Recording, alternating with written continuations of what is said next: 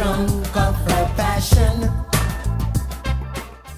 Here are all my bits of dried hide, and we're going to add just enough water to cover them and then let them sit overnight. Next, we're going to take our hide strips and heat them up. You want the water to be too hot for your hands, but not hot enough to make steam or bubbles. If you want to cheat and use a thermometer, the temperature we're aiming for here is 150 degrees. This takes 4 to 6 hours. It's also important that you have a lid on it so your water doesn't evaporate. I've been cooking my hide scraps here for about 6 hours, and I've found that I can dial in the heat by taking the pot and either moving it a little bit off the top of the stove or a little bit on the top of the stove. Here's that dried hide juice. This is basically supposed to be the exact same thing as Jell-O right now, and bouncy and wobbly and wonderful. What the hell? I'm thinking that we had too much water. So I'm just gonna put it back on 150 and we'll just keep it there until it looks like there's just enough water to cover the hide scraps. So I've simmered down my hide glue until the strips of hide are like just poking out the top. And let's see if I can get this stuff to turn into Jell-O this time.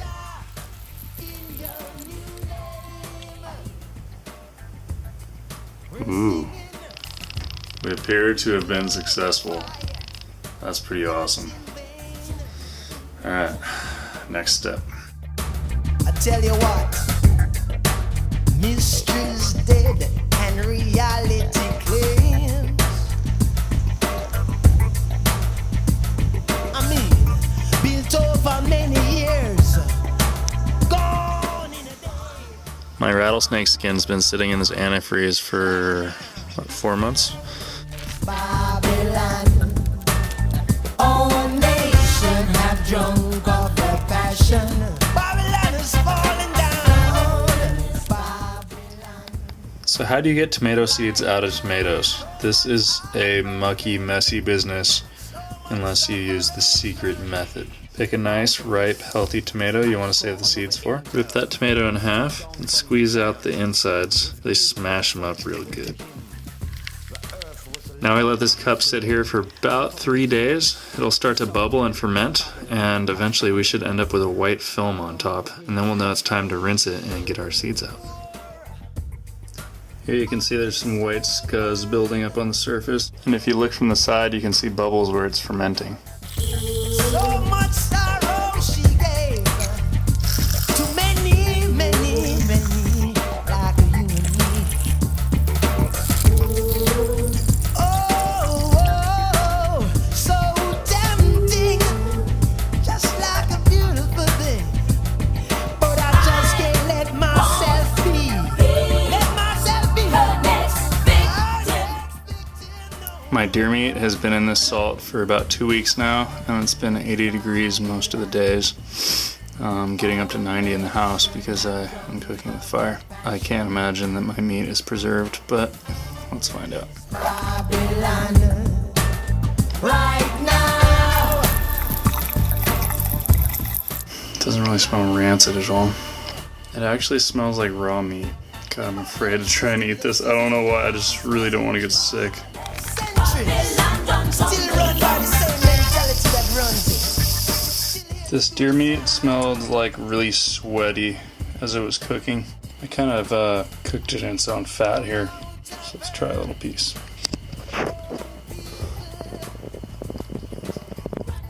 Guess what? That's really fucking salty. And it tastes, it's kind of good. But it kind of tastes like an armpit. But it doesn't taste like it's gonna make me sick or anything like that. If it wasn't so salty, I would say this would actually be pretty good. The salt has definitely preserved the meat. I'm kind of astonished. It's been like blaze on August hot weather for like a couple weeks, and the meat does not seem to be rancid. As much as I really hate to waste anything, this is really just too salty to eat.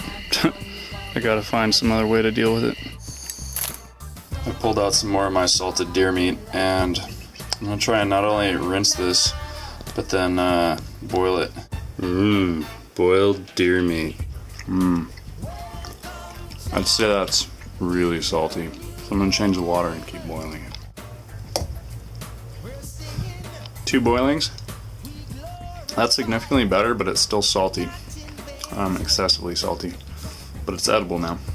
I'm gonna change the water again and see if we can boil out some more salt. That's it. That's the magic. And it's barely salty at all. And the meat's getting pretty tender since it's been boiling all morning. So I suppose salting my deer meat was a success. Which is good. I got some meat to eat. Just for the record, I'm pretty much still eating soup every single night. The boiled deer meat, if you change the water, that's pretty good.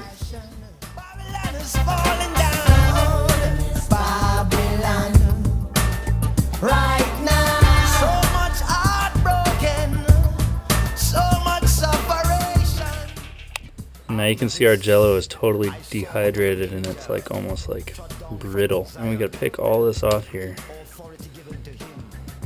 And we can save it as long as we need to. It's gonna be a 1-hide pouch, it looks like. So I've set up a stencil here and hopefully we can use the hide glue to glue it all together before I stitch it. To use this, take as much as you think you're gonna need and put it in some kind of container you can heat up, preferably ceramic or stone, something that'll hold the heat but not conduct it. Then add just enough water to cover it. And now we put it on the stove and reheat it to 150 degrees. As your glue starts to heat up, give it a little stir. I've been applying this hide glue now when it's like really goopy like this. And it seems to work a lot better.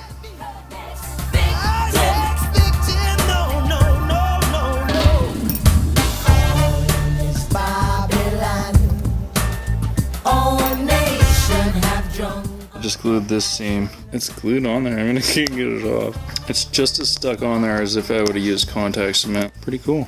One thing is it will glue like natural fibers. This glue really is not useful for any kind of metals or plastics.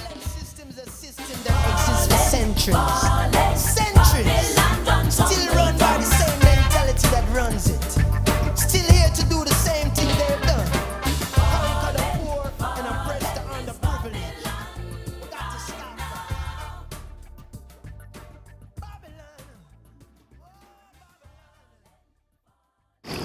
Tune in next week for a special 1-hour season finale of the Zombie Apocalypse preparation. Cyrus and I go canoeing. Or rather, Cyrus canoes me down the coast while I film him. Where would you like to go? I would like to go around Cape San Martin, please. Yes, sir. Double speed. As you wish, sir.